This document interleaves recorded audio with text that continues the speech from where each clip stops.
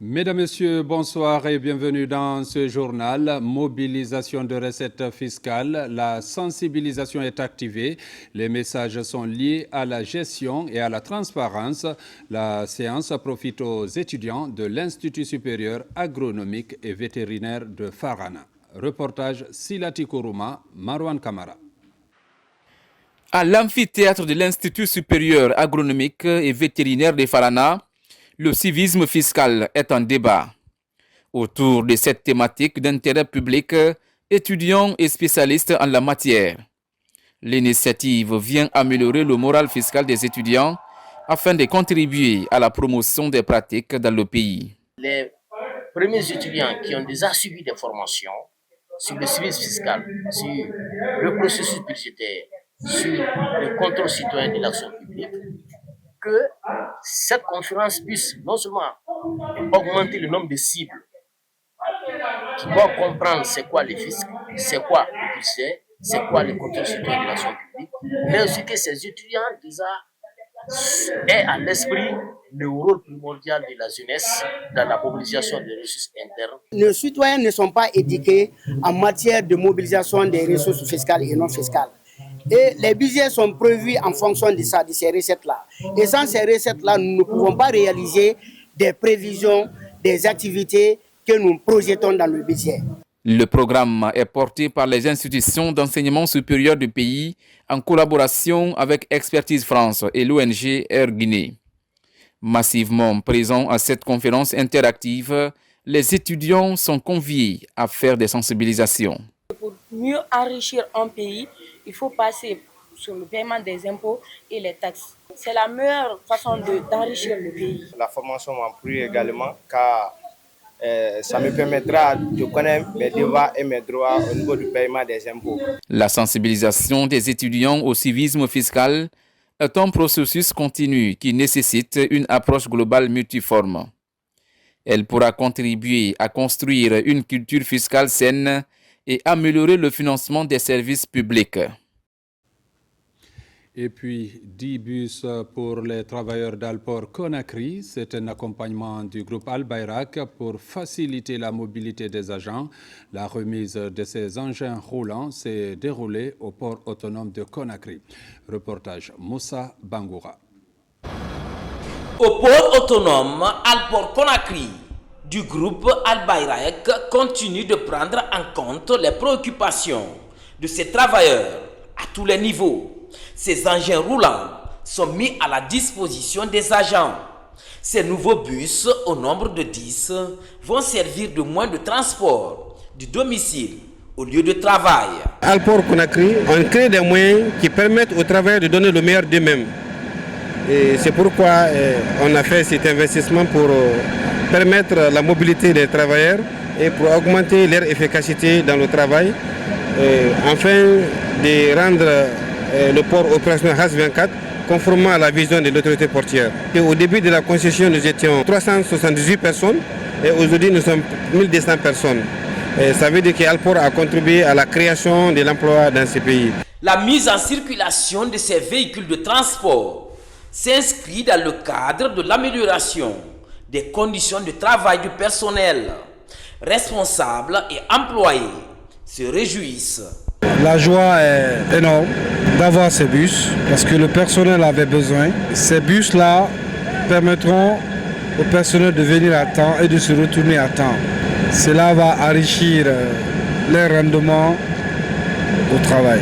C'est une politique du CNRD, donc le président de la République et tous les Guinéens. Donc c'est vraiment une fierté et un grand remerciement à la direction. Le seul message que je donnerai à mes collègues de Alport, c'est bien s'occuper de ces bijoux qu'on les a donnés et de les prendre comme si c'était pour eux-mêmes. Dans quelques heures, ces bus de 55 places chacun vont emprunter les différents axes routiers de la capitale pour assurer la navette afin que chaque agent puisse accomplir sa mission dans le respect du principe d'obligation de résultat.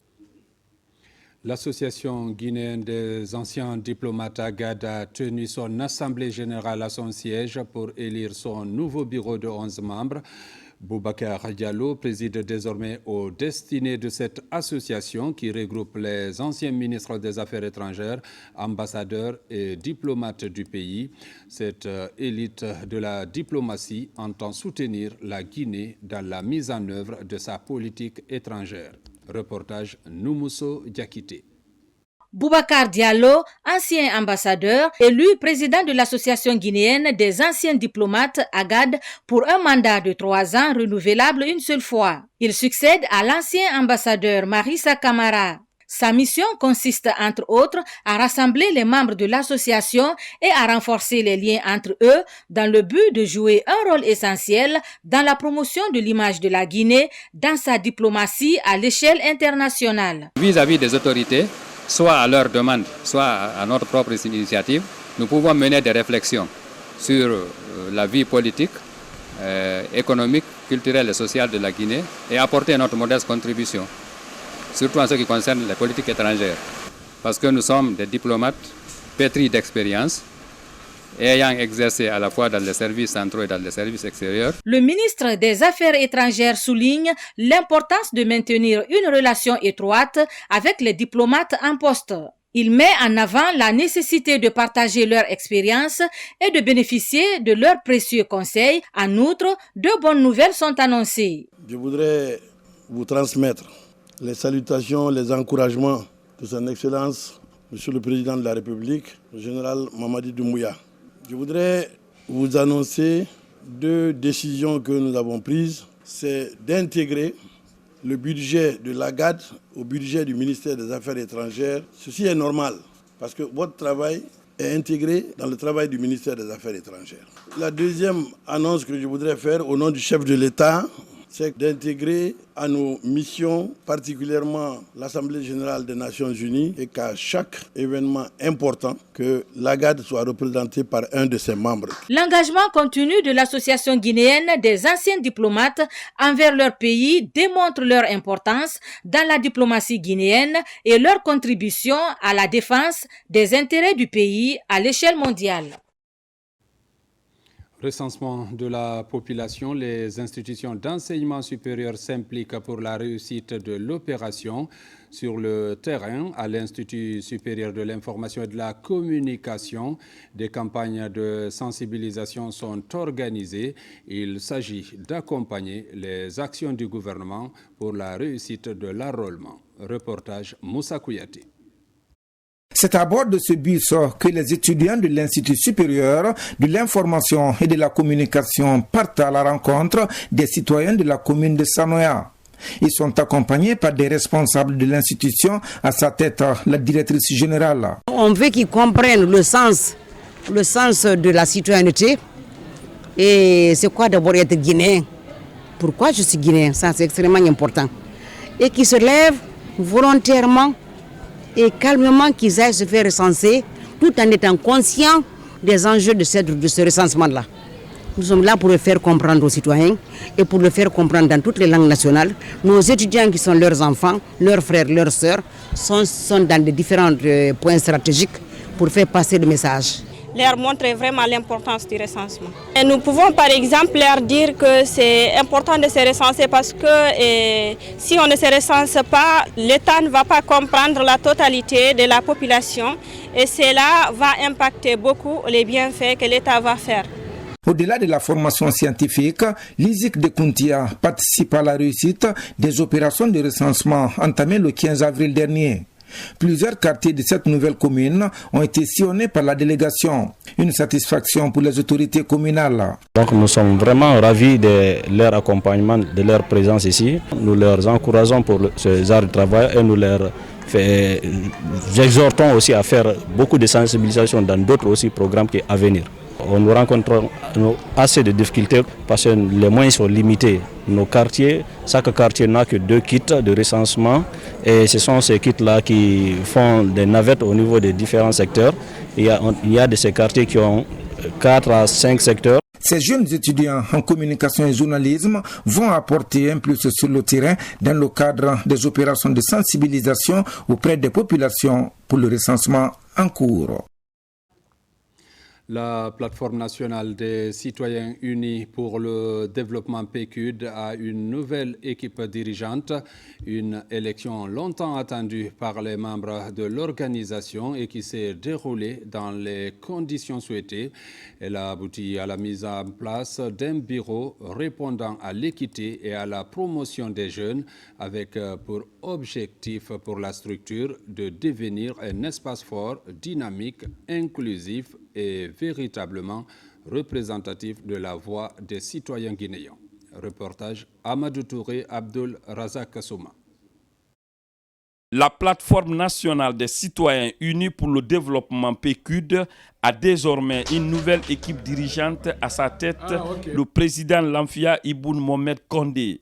Il est accompagné des membres du conseil d'administration de jeunes connus pour leurs compétences dans leurs domaines respectifs.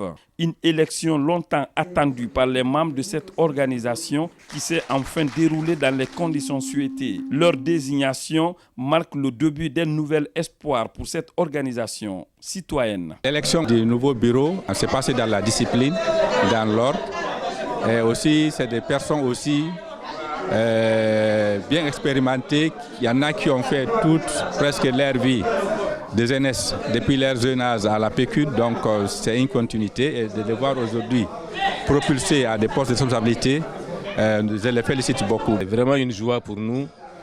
Et des jeunes ont été installés, la relève a été assurée et je crois que c'est tout ce qu'on pouvait souhaiter. Et il y a un autre constat, et il y a eu assez de dames qui sont rentrées dans le nouveau bureau et la parité a été vraiment respectée. Le défi de l'équipe entrante est certes immense, mais les ambitions sont aussi à la hauteur des attentes puisque le nouveau président a dans son agenda ses priorités. S'inscrit d'abord dans le cadre de la relance rapide, n'est-ce pas, de la redynamisation de nos démembrements. Et ensuite, conformément au nouveau découpage administratif de la ville de Conakry, nous sommes à plus de 13 communes actuellement.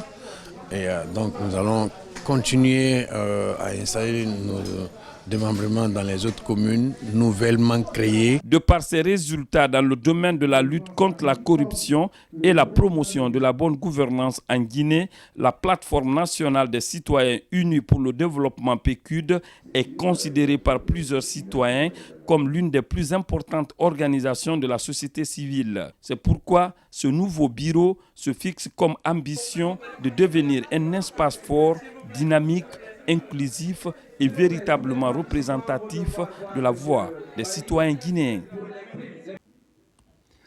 Mesdames, Messieurs, c'est la fin de cette édition. Merci de l'avoir suivi et bonne suite de programmes sur la télévision nationale.